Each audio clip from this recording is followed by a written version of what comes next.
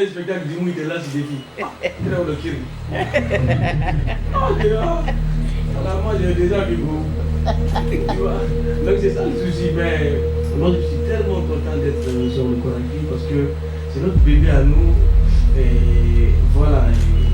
Et grâce à la détermination d'une personne, là c'est voilà, de voir le Burkina briller et les trucs se pleurent. Je pense que le festival est venu combler. Parce que toute l'année tu t'as beau répéter, si tu n'arrives pas au jeu, tu as répété pour qui?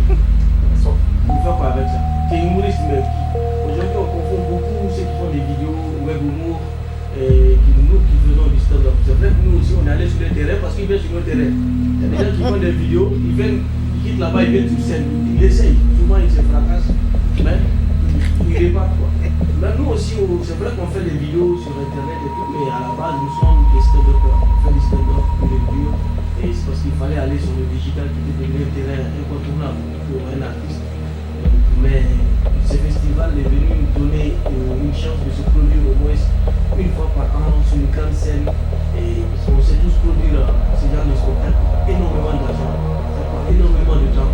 Donc c'est pas à la portée de tous de faire ce genre d'événement. Donc si tu as la chance d'être là, d'avoir ce genre d'événement, je pense que la moindre des choses, parce que ce fait formé, aujourd'hui on peut défier n'importe quelle scène internationale avec tellement d'aisance que les gens sont déconcertés. Ils se disent mais il fait comment il fait, et voilà, parce que la plupart des gens quand tu vas là sur les scènes internationales, ils n'ont jamais entendu parler de toi souvent.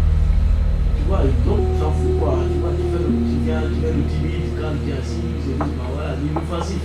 Bon, mais après quand vous produisez, c'est là après les bacs, tu sais, mais comment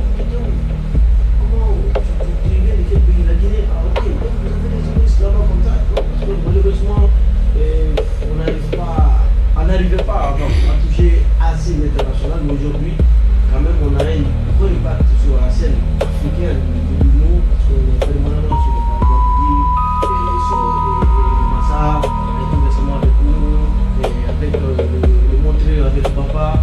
Donc, on est permanemment sur les scènes internationales. Donc, aujourd'hui, si par exemple, on a mon premier Montreux, qui est guinéen, meilleur humoriste à Ouest africaine, au Massa, 2022, avec Papa, le prix RFI, qui est guinéen. Je pense que la Guinée, ce n'est plus un coup de chance. Tu vois, c'est parce qu'on produit beaucoup, on travaille tellement dans l'ombre, comme le slammer, que quand la lumière vient, on n'est pas ébloui. Donc je pense que ce festival-là, c'est vraiment notre bébé qui a grandi. Ça fait un plaisir d'être là depuis toutes ces années, depuis toutes ces étapes, malgré les difficultés. Et voilà, le commissaire général du festival n'a pas lâché.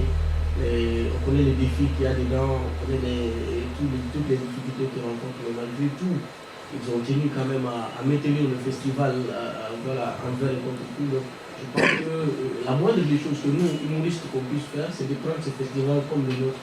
Et même si on a mille et une choses à faire, qu'on n'oublie pas que, comme le Père le dit, il ne faut pas oublier là où tu as trébuché pour te rappeler là où tu es tombé. Donc ce festival-là nous a permis aujourd'hui d'exister sur la scène. Et même si on a d'autres scènes qu'on arrive à explorer, mais qu'on n'oublie pas, ce festival quand même reste incontournable pour la détection, pour aussi le maintien de certains humoristes, parce qu'un footballeur, c'est quand il joue toujours, un humoriste, il joue toujours. Donc ce festival est là. Moi je remercie les médias parce que vous êtes là, comme je vois la